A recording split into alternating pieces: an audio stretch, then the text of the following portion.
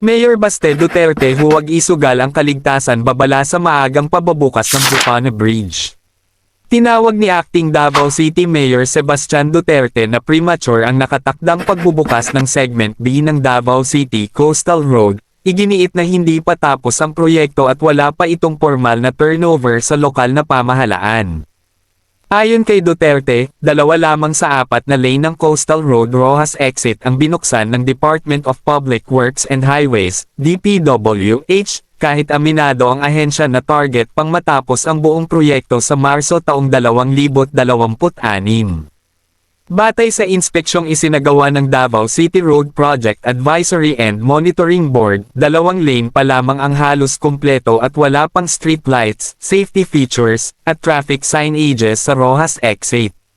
Babala ni Duterte, hindi dapat isinusugal ang kaligtasan ng publiko dahil lamang sa itinakdang deadline at dapat asahan ng mga motorista ang posibleng pagsisikip ng trapiko sa lugar.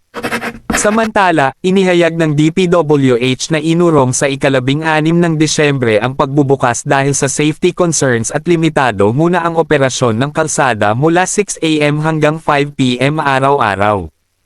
Ang Segment B ay bubuksan mahigit 2 taon at 5 buwan matapos ang Segment A, at kabilang dito ang Bukana Bridge, na pinondohan sa pamamagitan ng China Aid Grant at itinayo ng China Road and Bridge Corporation.